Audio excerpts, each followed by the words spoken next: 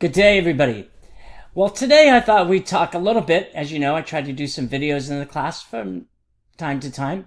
Today I thought we'd talk a little bit about what makes human resources effective. In other words, if you're going in the human resource profession and you want to be great at it, most of us want to be great, what are some of the strategies that you could follow to be the best you could be? We know that human resources is about optimizing human potential. So our goal as a human resources professional is to try to figure out how to optimize human potential. So with that, here we go. The 6 strategies that I think are 6 tactics that I think that you should follow to be effective in human resources would be first, the first 2 are pretty easy. What I mean by easy is intuitive. First is you have to certainly understand human resources, and second is you certainly have to understand your industry. So what do I mean? In order to be great at human resources, you have to know the components of human resources: recruitment, compensation and classification, evaluation, discipline and investigations, labor relations, health and safety. Those are what we call the components. They make up the field of human resources. In order to apply effective HR strategies, you certainly have to know what they are. So the first one I often think is intuitive, is that you just have to know about human resources in order to be good at it. You have to know about the particulars. That doesn't make you a success in implementing what you know, but you certainly have to know about the philosophies and the practices and the policies. Second is you have to know your industry. Different industries have different HR practices. For instance, if you work in sales, they typically pay by commission. If you work in the government, you typically get the same raise every year. It's called the cost of living. Other industries would do merits. Some would do a combination. Some do stock options, and that's just compensation. Same with evaluations.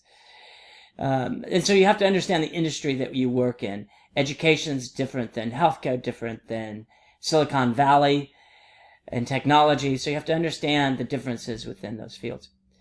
3, 4, and 5 are the most important to me. Those are the ones that I think make or break a human resource professional.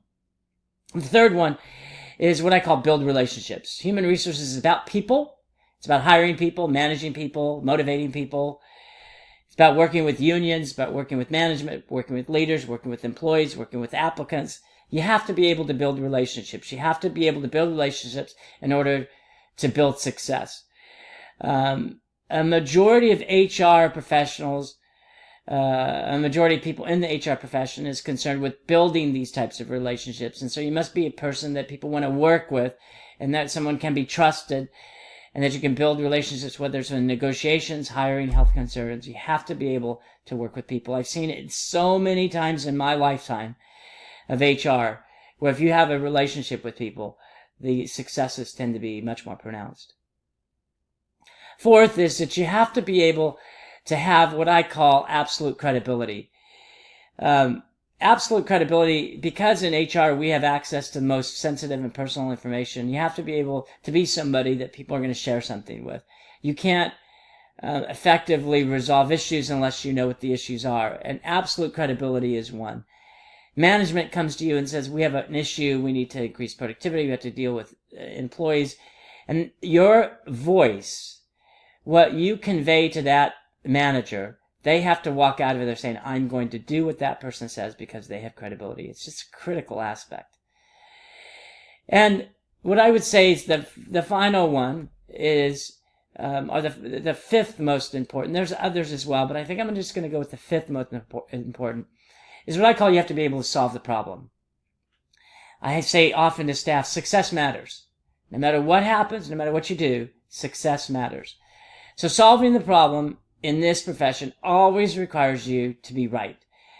It doesn't mean that in other professions you don't have to be right too, but in this profession, when you're dealing with who to hire and not hire, who to discipline and who not to discipline, who to give money to and who not to give money to, you have to be right, because the implications of these actions, it really affect how somebody's going to live their life. So we have to make a decision on a specific issue, but it has to solve the problem. If you address an employee issue and you only give them a letter of reprimand and you should have suspended them, a letter of reprimand won't solve the problem. You always have to solve the problem. You have to think broadly and strategically. You have to look at what's best for the employee, but also what's best for the organization. And if you can do that, you're going to be wise. How do you do that in ways? You have to You have to consult widely. You have to benchmark your information. Then you have to make a reasoned decision. I call it make the right decision at the right time and for the right reason. So those are the 5. You have to know about HR and you have to know about your industry. You definitely have to build relationships. You have to be able to create an aura of credibility where when you speak, people listen to you. And finally, you have to be able to solve problems. That's what makes a great HR person. I certainly look forward to hearing what makes a great HR person in your opinion, so don't hesitate to let me know. I hope you enjoyed the video and look forward to talking to you again. Take care.